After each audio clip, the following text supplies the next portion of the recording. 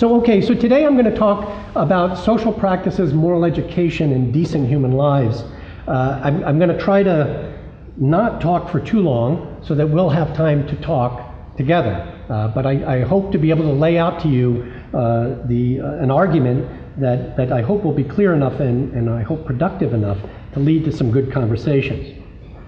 So I'm going to start by saying that some people, I'm now 60 years old, so it's tempting at this stage to start to think everything that's good in the world was in the past, and some people talk about Confucianism like that, but that's not. I don't really believe that, and I don't think we need to wallow in nostalgia to say though that today in the modern world things do seem a little bit less rooted.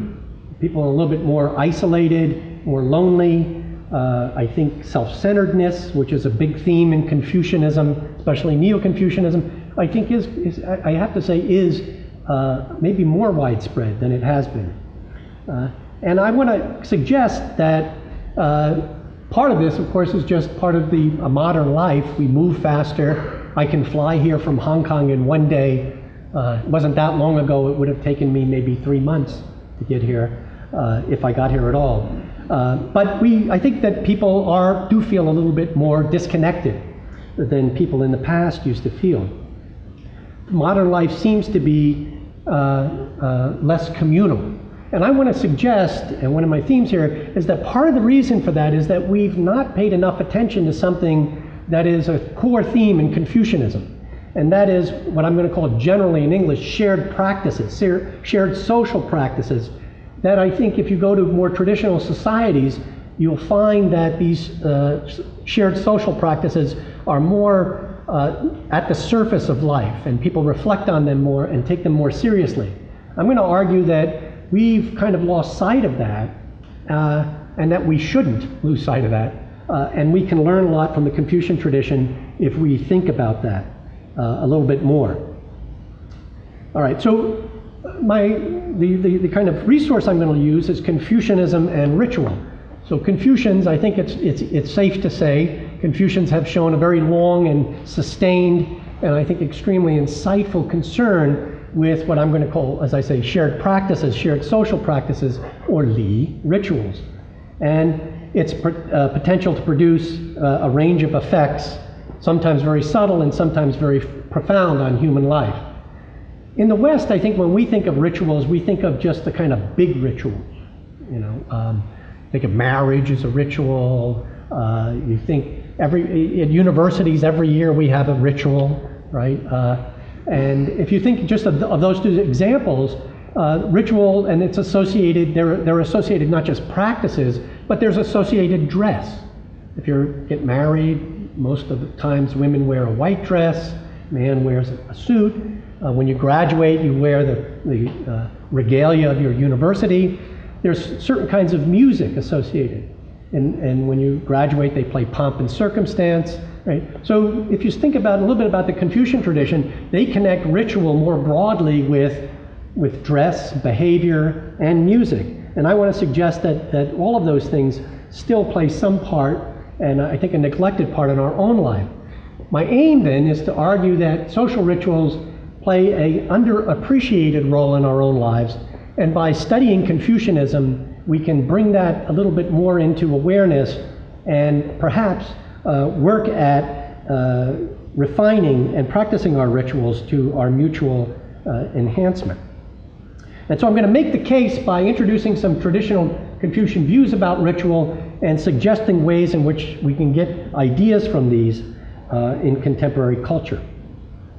Now, I've mentioned already the scope of Confucian ritual, but I want to touch on this one more time because for Confucian ritual, lots of things are considered ritual, not just the big moments like weddings and funerals, but more everyday things. And I'm going to argue for those kinds of things in the modern world as well. I've mentioned a few rituals. Here's some others: baptisms, weddings, funerals, graduations, the swearing in of a president or Supreme Court justice in my country, but even the start of most sporting events. your son is on the soccer team here at UBC, right? So at the beginning of those events, there's a ritual, and usually at the end of them, there's a ritual. And I want to say that we ought to be highlighting and thinking about those rituals in a little bit more. When we have a baseball game in the U.S., we start it by somebody usually badly sings the Star Spangled Banner, right? Here in Canada, sing "O Canada." That strikes me as a ritual, as does the president throwing out the first pitch of the season for baseball, and the way players shake hands before and after sporting events. And these are rituals, I think, in the Confucian sense that I want to try to bring out. Now, I first want to just do a little history about this certain ritual in the United States. That is the ritual of throwing out the first baseball. I did some, I have a bit of a historian in me, so I had to find out who was the first president that did that. And it turns out to be William Howard Taft. In 1912, that's him throwing out the first baseball that now started this tradition.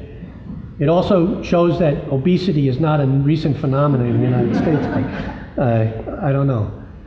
There he is. So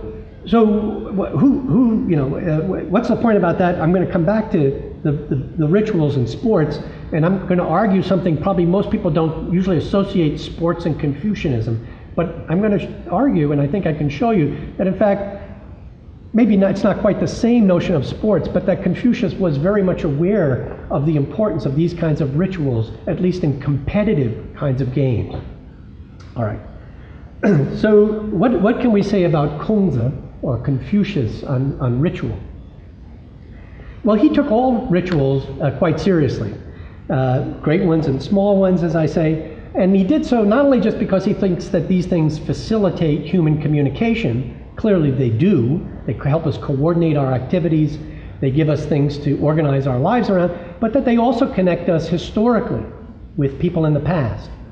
If you're a member of a certain cultural community, that connects you not only with the people in this age, but it connects you with people in the past.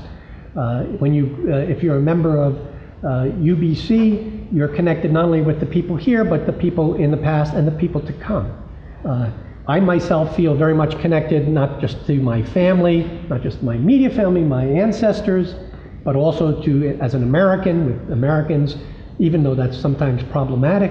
I'm connected to them, I'm responsible for that in some ways, and I'm connected to other kinds of things. So Confucius saw that rituals give us this sense of belonging to something larger than ourselves. And so he thought it was, and I think he's right, it's an important part of what it is to have a meaningful form of life.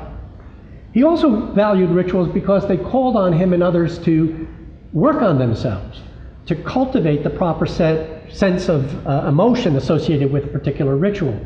And the idea here is that rituals not only manifest and connect us in certain ways, but they help us to become a certain way. Right? In the same way, I've in some of my work used the example of juggling. You might say to be able to juggle shows that you're dexterous, but it also is an ability to become more coordinated in your and so when you practice a ritual, it's not just something to do, it's something a way of changing who you are, of cultivating yourself in a certain way. And here's a quote from the Analects. By the way, all my translations owe a great deal to Professor Slingerland, who has, I'm very happy and proud to say, he's produced, I think, what is clearly the best translation of the Analects available in English, which is not easy to do. I let him do it. I wasn't up to it myself, so I'm happy he did that. But in Analects 3:11, the master said, Kwanzaa says, I can't fully explain, they asked about sacrifice to the ancestors. I can't fully explain it. Wouldn't anyone who could explain it see everything in the world as clearly as looking here, pointing to his palm. So he thought that certain kinds of rituals were extremely important, right? But he also thought that smaller rituals were important, not just in their moments, but in the way they aggregate to alter our behavior.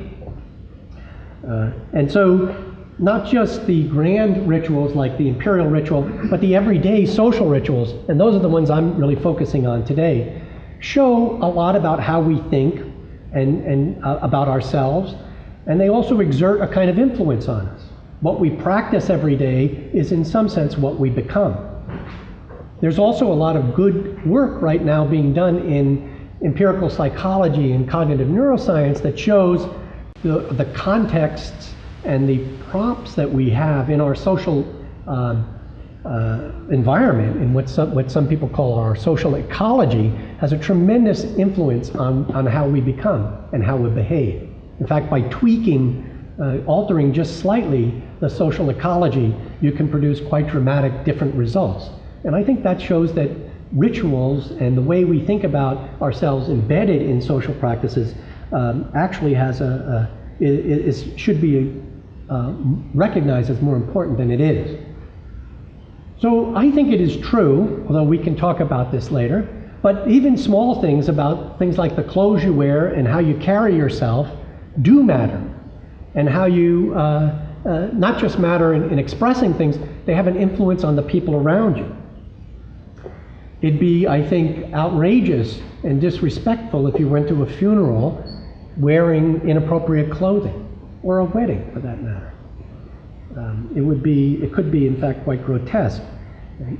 But even in less dramatic fashion, I know my wife would have never gone out with me if I didn't put a nice tie on and get a haircut and things like that. I mean, we want to make a good impression on people. Or if you go to the bank, if I go to the bank and I give them my money, I want to see somebody that looks very boring, very, very reliable. I don't want to go in there and see somebody in sandals and a T-shirt that says, I partied till I passed out last night.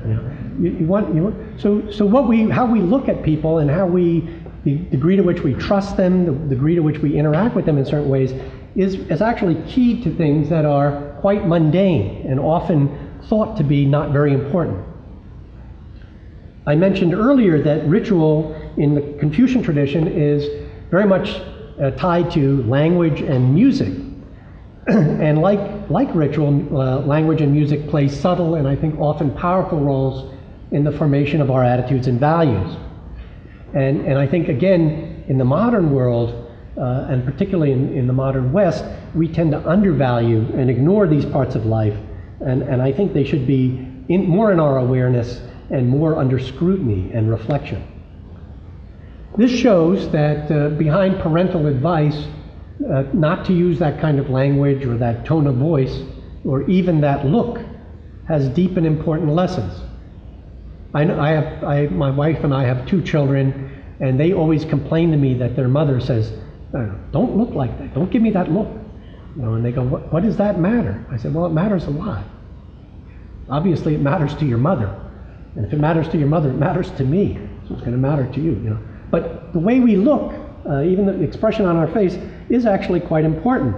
Not just because of what it shows to people, but also because of what it does to you internally. Now, here's another quote from the Analects. The disciple Zixia asked about filial piety, which was our introductory theme and is, I think, the force behind this lecture series. And the master said, the difficult thing is the look on one's face. I always cite this to my children when they complain about their mother. Look in the Analects, it's right there, 2.8. Right? If there's something that needs to be done, the young take upon themselves the difficult work, or when there's food and wine, the elders are served first. Is this all there is to filial piety?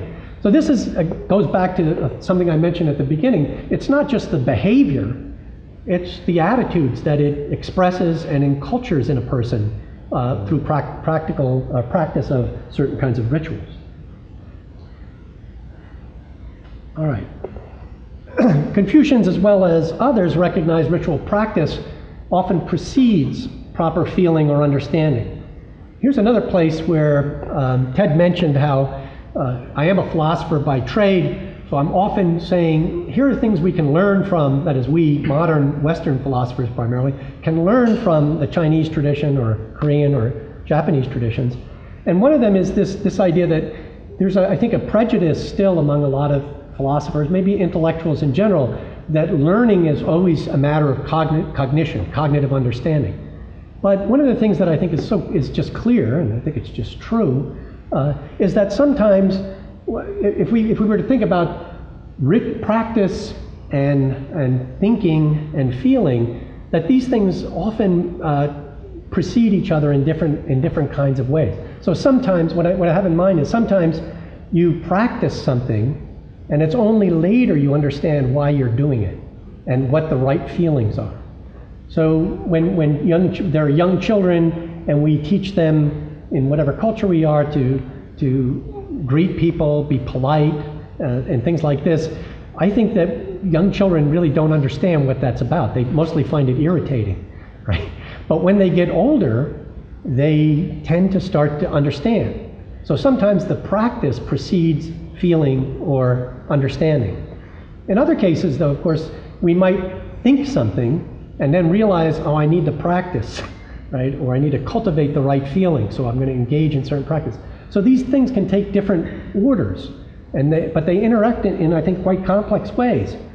Sometimes ritual precedes proper feelings or conceptual understanding. Sometimes we grasp the point first and engage in practice of ritual in order to control, evoke, or fill out our emotional dispositions. Sometimes we're moved by a feeling, an image, or a symbol, and then we take up a practice or ritual, which leads to greater and more precise understanding. So the point here is that, again, that ritual plays an important role, and it plays a role that I think is often disguised or somehow not paid enough attention to. In modern life, I think people talk about how they feel. In fact, I think in modern life, people sometimes talk a little too much about how they feel. Or they think about what I think. But they don't tend to recognize that thinking and feeling is also tied up with practice in ways that are both complex and I think quite interesting. So now I'm going to turn back to the analects, to 闻古而知新, to learn from the past in order to understand the present. In the time remaining, I'm going to explore how a ritually sensitive and informed perspective on the world, inspired by the Confucian tradition, can help us become more aware of and attentive to important yet neglected aspects of life. So up to now, I've just tried to motivate the idea that ritual can play these different kinds of roles in understanding and emotion, and now I'm going to try to make the case with a few examples. I'm going to first review some of the many rituals that inform and enliven our lives, and discuss some areas in modern life that lack but call out for ritual. And this is a more maybe speculative part of my talk, but I'm interested to hear what you think about it. Then I'm going to, once I get that out on the table, I'm going to discuss in greater detail the particular practices of meeting and greeting and leave-taking in different cultures, and argue that in traditional Chinese society, the traditional ways of doing this are not only as good as, but in some ways I think you could think of them as better than rituals that are followed in the West. Okay. So before in order to kick that off, I want to talk a little bit about virtue and justice. Probably the most influential book in political thought written in the 20th century, and I think a true masterpiece of philosophical writing, is John Rawls's celebrated work, A Theory of Justice, which he roughly thinks of justice as fairness. If you really want to know what justice means in a society, you really need to conceive of it in terms of fair opportunities to develop yourself and exercise your abilities. In the latter part of this book, which actually most people don't read, it's a big book, Rawls spends a good deal of time discussing the importance of a sense of justice and its possible origins. One of the reasons I think this is a true masterpiece is it's not only theoretically extremely sophisticated, but he's worried about whether or not people can actually live like this. And he says quite clearly in this and other works, if we can't develop a sense of justice, then having a theory of justice is really not that helpful. And when he talks about a sense of justice, he starts to sound, I think, kind of Confucian. He talks about natural dispositions we have to care for other people, and our ability and the need to develop that sense, ability, so that it informs and strengthens the theoretical understanding of justice that we can have. And in fact, there's a very good book written by a woman named Erin Klein at Georgetown called Rawls and the Sense of Justice, that explores this combination, I think, in an extremely interesting way. I want to suggest, I mentioned Rawls because I'm very interested in the example of justice or fairness. I think because this is a good example of something that I think we actually mistakenly think of justice and fairness primarily in terms of theories, but in fact I think they're much more about practices. One of the reasons I think this is, as I mentioned, I have 2 children, and when they were young, very young, and they just learned how to play a game, all they did is want to win, right? So like my son's the younger, when we would play chess, when he was very young, if he started to lose, he would get frustrated and, I don't want to play, right? When he finally figured out that, when he finally had the ability to actually play a bit and start to make some good moves, I think he started to realize that he didn't just want to win, he actually wanted to beat me. Right? He didn't just want to win, he wanted to play fairly and beat me, or at least compete with me. Now he beats me. It's very embarrassing. But and then I think later on, as he developed, he came to see fairness not just as something he wanted to do so that he could have a certain kind of opportunity, but fairness is good in itself, in general. Because when I go out and I play with my friends, if people are cheating, it's not good. If I'm in school and somebody's cheating on the exam, it's not good. So you really come to an understanding of justice or fairness actually through reflective practices rather than theory. And the theory tends to be, now the theory can help us understand it by giving us a clear theoretical grasp, and that theoretical grasp can sometimes adjust the practice. But I'm contending that actually people learn about justice more often than not through practice. And just to give one example of where I think this has profound implications, the idea that we can, or anybody can go into another country and make people free and have them participate in democratic processes, if they're not used to doing that, I think is ridiculous. And history shows that it doesn't work. I think people need to have the practice of playing fairly, and that involves losing sometimes, right? One of the striking things about countries that start democratic practices, first off, when people are very kind of gung-ho on democracy until they lose an election, and then they go, oh, those bastards over there, they cheated, they're corrupt, we're the really good people, right? But I mean, part of it is just the practice of competing and sometimes losing, that you develop a sense of what the whole system's about, right? At least that's my argument. And I'm going to use the example of civil competition, what I'm going to call civil competition. I just mean playing fairly, right? That in many sports, it's common, as I mentioned earlier, in soccer or any large competitive sport, it's common that the people on opposing sides are trying to beat the bejesus out of the other guys, right? People on the soccer team aren't trying to hold hands with the opponents, they're trying to beat them, trying to, in some forms, like we have the World Rugby Cup in Hong Kong, people are smashing each other all the time. It's very, very disconcerting for me. I think football should be played with a different kind of, but I'm an American, but anyhow, it's a very competitive view. People are trying to dominate each other, right?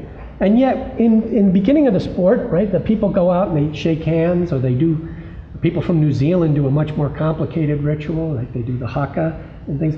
And at the end, they usually congratulate each other, even after they've competed fiercely with each other, right? Now, you don't have similar kind of practice if you're at war. We're at war, I don't start off by going, hey guys, good luck, No. I try to sneak up on you and try to get it over with so I can go home to my wife and children, right? So in competitive sports, it's a different kind of thing. This is why the metaphor of using war in sports and economy is something I really abhor, because I hope it's never war. But when a final bell sounds in a competition, usually one side's declared the winner, and the norm is for players to again shake hands. And even when this is perfunctory, most people don't reject the outcome unless, of course, they feel that there was cheating involved. So I bring this up again to go back to my point of that we learn things through practice or ritual. I think we really need to emphasize to ourselves and to even our younger people in our society that this ritual of shaking hands is not just something you go out and do, but it actually has meaning. Right? Remember, Confucius says it's not just behaving towards your parents in a certain way, but developing a sense of reverential love for your parents. That's what really filial piety is. Right? And the same thing with shaking hands. It's really actually quite important. Now, I couldn't get a picture here. I have a picture, but I couldn't get a very good hockey team. I'm very sorry. I feel embarrassed in Canada to have this picture. This is, Americans and I guess former Soviet Union, still Soviet Union. But even in very fierce competition, people shake hands with each other. And that's, I think, showing that the idea is that we're here to compete with one another, but we're going to do so fairly and with a certain level of respect, and maybe even a certain level of beyond respect, a kind of brotherhood of shared competition. Now, as I mentioned, I think just about the only time people don't accept a declared winner is when they feel that their competition has been less than fair, which is, I think, a disruption of the normal game. And I think this testifies to the profound commitment fair play, not only to the contestants, but to fans and their supporters. Now, I'll admit that this sense is sometimes breaking down a bit in certain sports.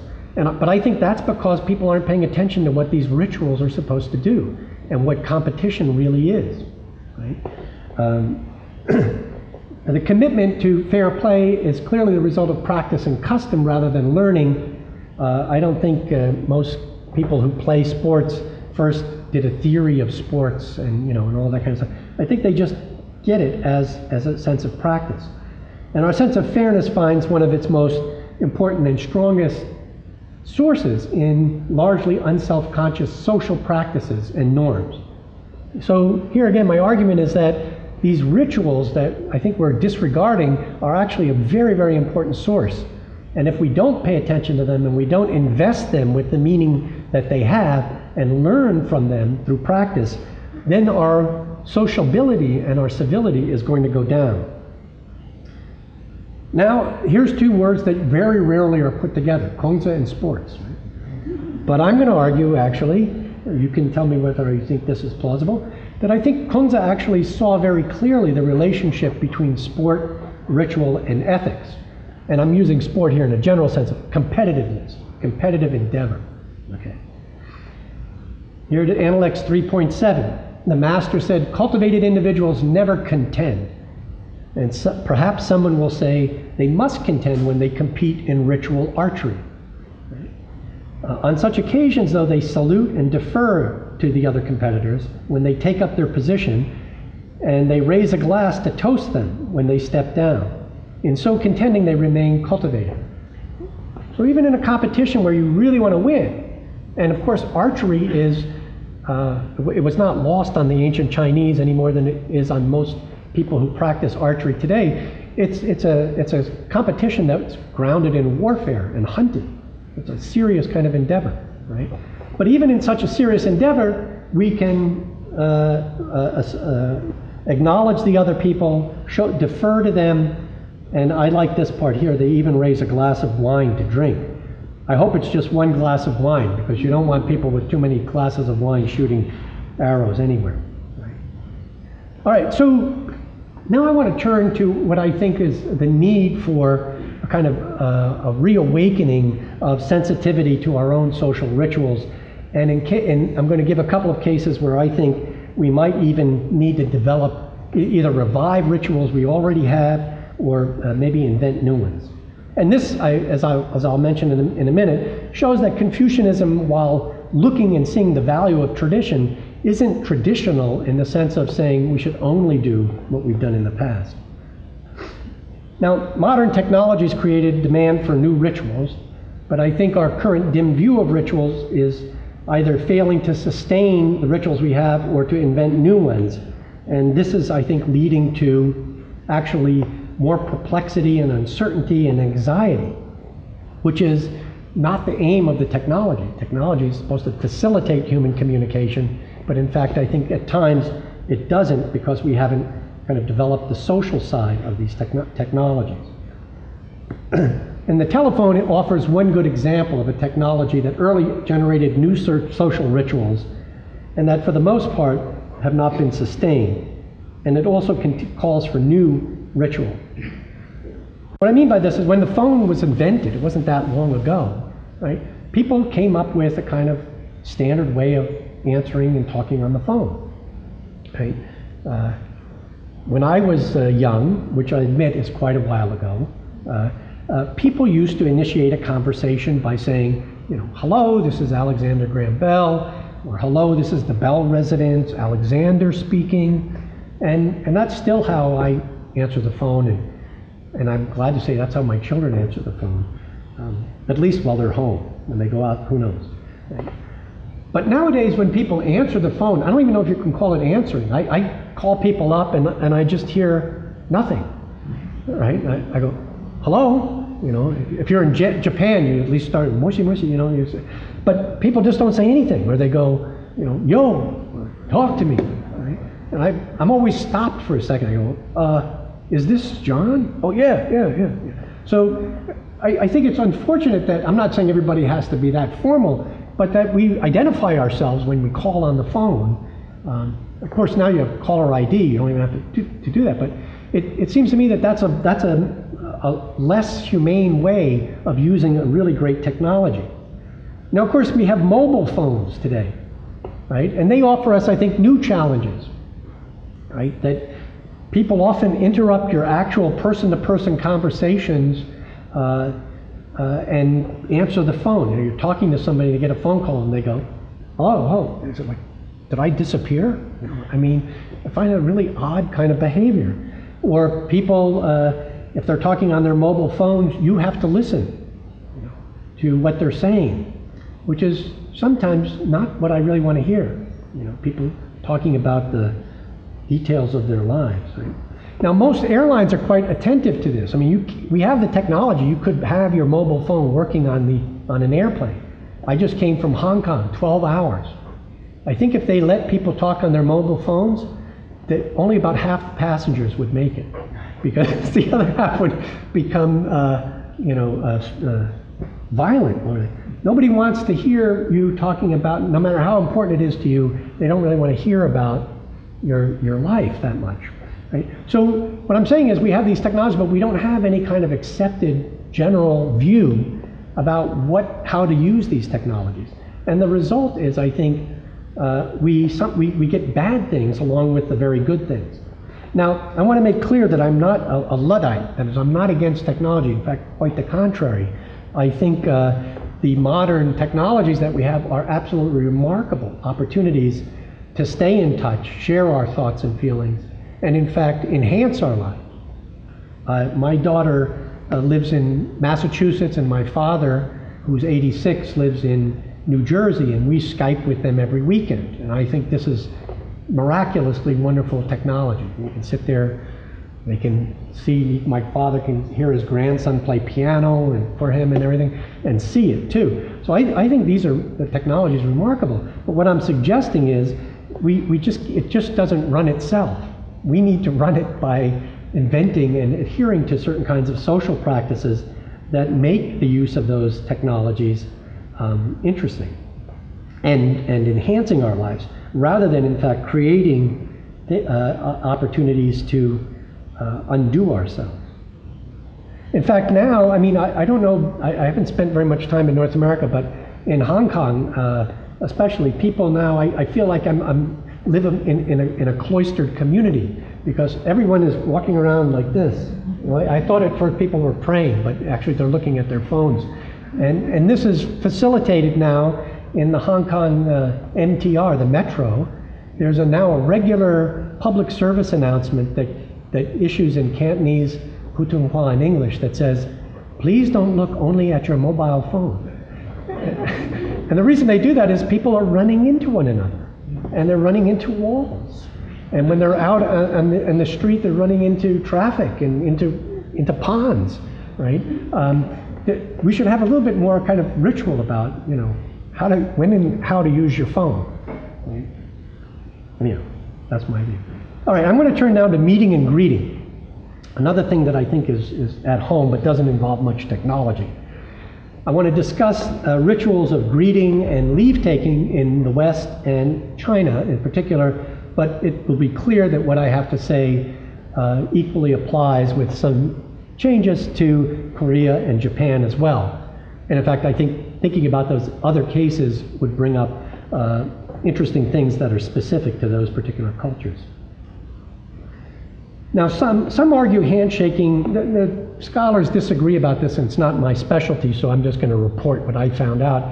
But the consensus seems to be, it's not strong consensus, but there's some consensus that handshaking was introduced in Europe by Sir Walter Raleigh during the 16th century, and it originated as a sign of peace.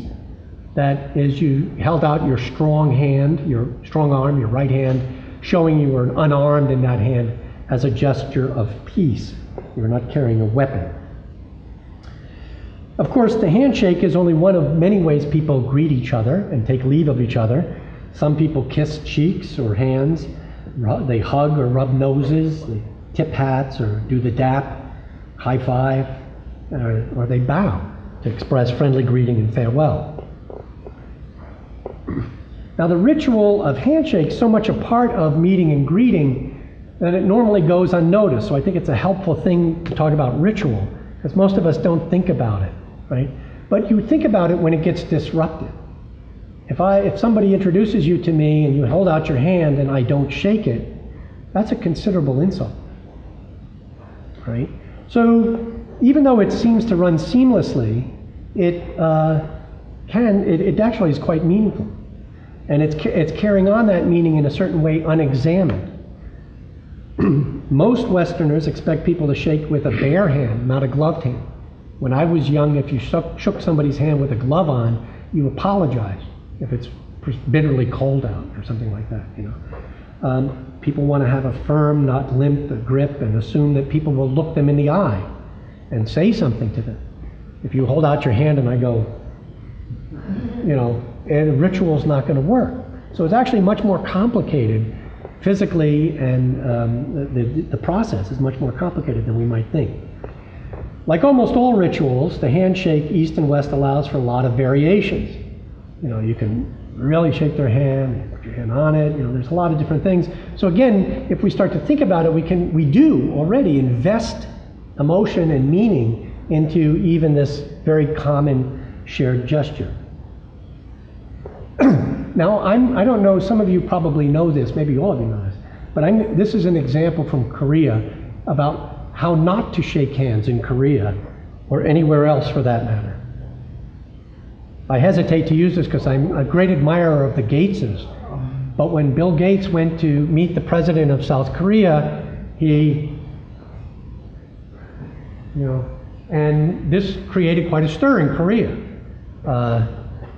I mean, it doesn't look that great. You're not sure what Bill's doing there. Maybe we don't want to know, right? So, but it doesn't take too much to see what's wrong with that. It's supposed to be this is the president of a country, and you should be a little bit more decorous in greeting her. Bowing. Bowing's been practiced in many cultures throughout the world. In East Asia, takes many forms and can express a lot of different attitudes and ideas: respect, admiration, apology, thanks, etc.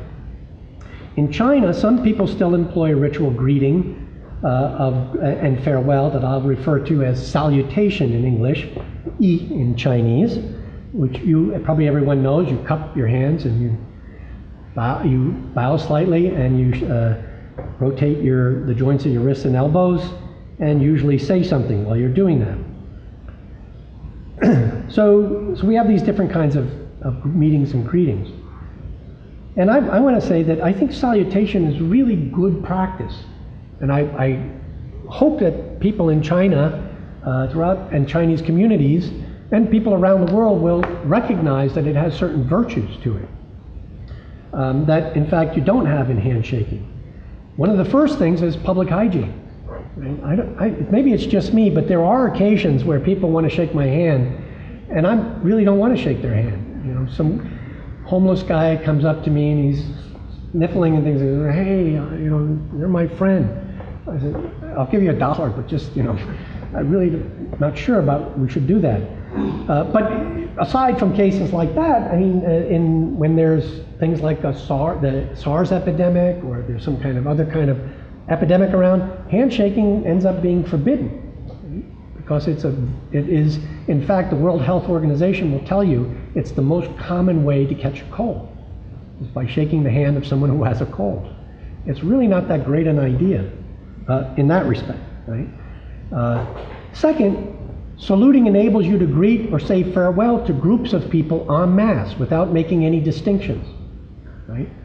Right. So if I can, when I started my talk and I said, 大家好, you know, I don't have to go, hello, hello, hello, hello, hello, hello. Or I don't have to go, hi everybody. You know, I have a way of showing my respect and greeting you collectively, or saying farewell collectively, that is not available in a handshake.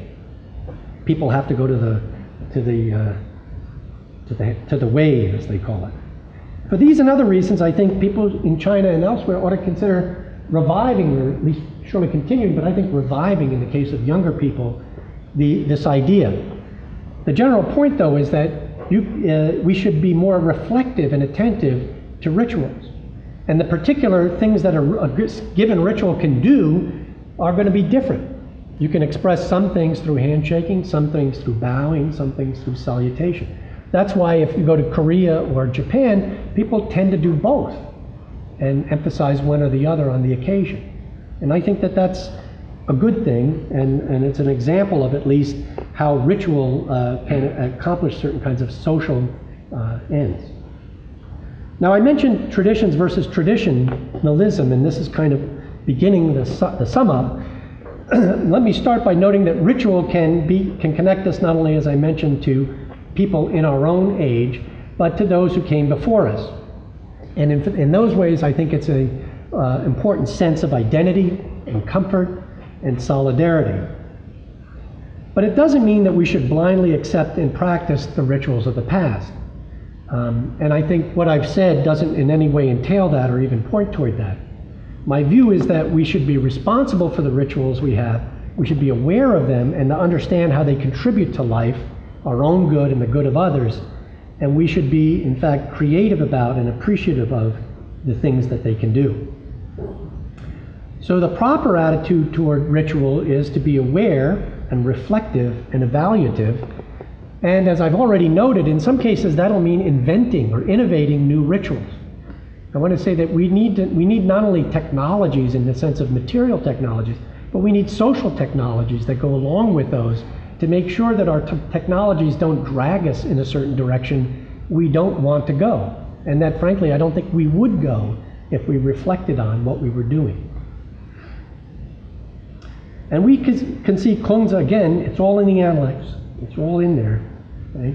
In Analects 9.3, you can see him having this kind of attitude about ritual.